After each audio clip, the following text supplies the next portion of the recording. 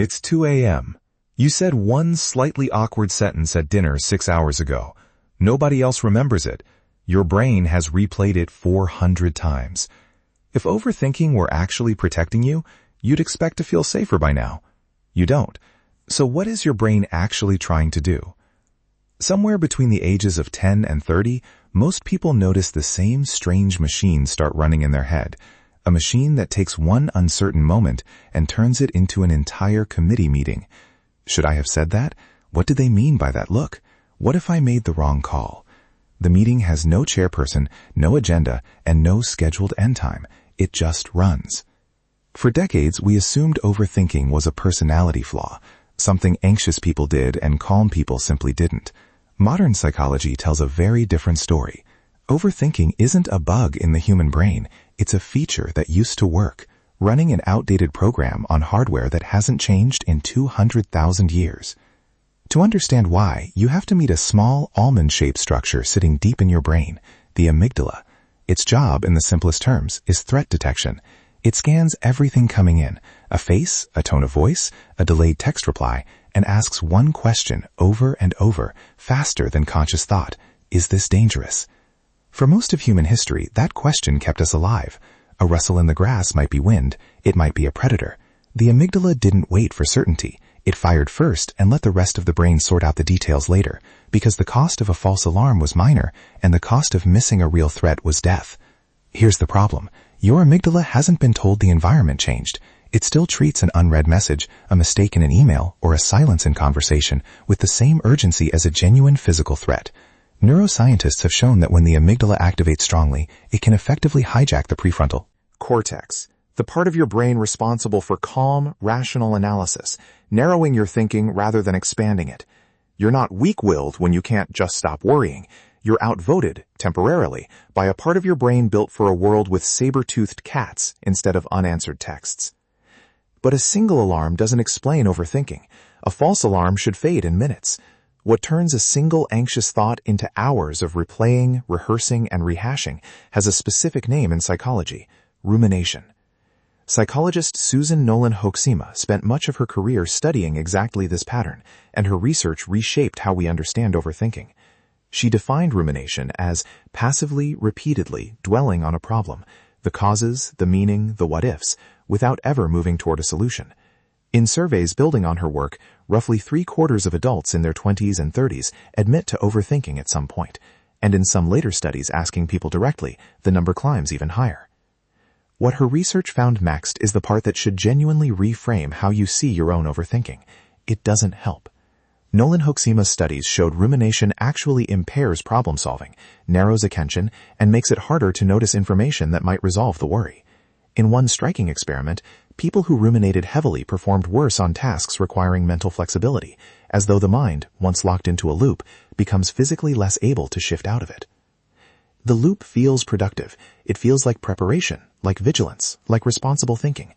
The research says otherwise. The loop is mostly just spinning. Overthinking rarely explores a topic evenly. It has a favorite direction, and that direction has a name too: negativity bias.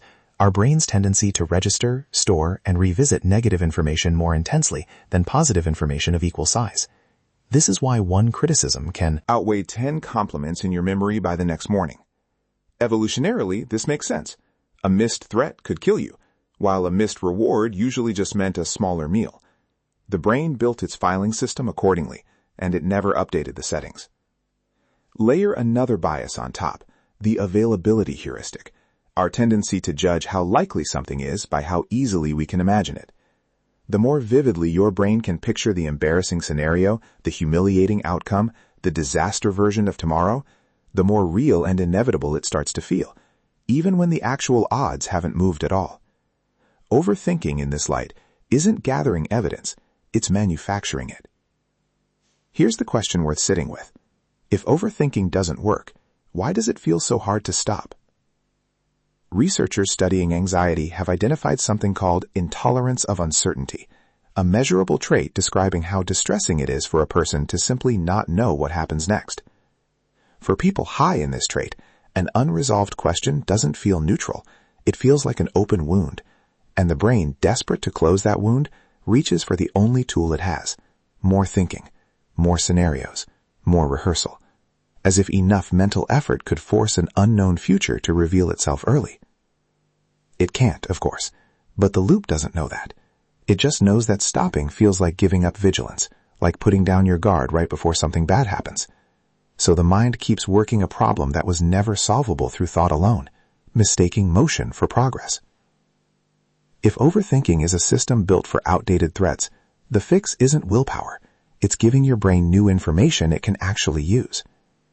The first shift is naming the loop the moment it starts, not silencing it, but noticing it, saying internally, "This is rumination, not problem solving." Research on cognitive behavioral techniques shows that simply labeling a thought pattern reduces its emotional grip because it moves the activity from the reactive amygdala toward the more reflective prefrontal cortex. The second is scheduling the worry instead of fighting it. Clinicians who treat anxiety often use a technique called worry postponement. When an intrusive thought arrives, you don't suppress it. Suppression tends to backfire, making thoughts louder. Instead, you set a specific, later time to think about it fully. Most people find that when the appointed time arrives, the thought has lost much of its urgency, or vanished completely. The third is physical, not mental. Engaging your body interrupts the loop in a way thinking cannot. A short walk, cold water on your face, slow, controlled breathing, these activate the parasympathetic nervous system, directly counteracting the amygdala's alarm state. You cannot think your way out of a threat response nearly as efficiently as you can breathe your way out of one. And the fourth is the hardest and the most important: practicing tolerance for not knowing, not forcing resolution, not demanding certainty from a situation that doesn't have any yet. Every time you sit with an unanswered question without spiraling, you're not being passive. You're quietly retraining a system that has spent 200,000 years assuming uncertainty equals danger. Your brain isn't broken every time it overthinks. It's just running the only program it's ever known, built for a world of predators and scarcity, now running on a life mostly made of unread messages and open questions. The goal was never to silence that voice completely.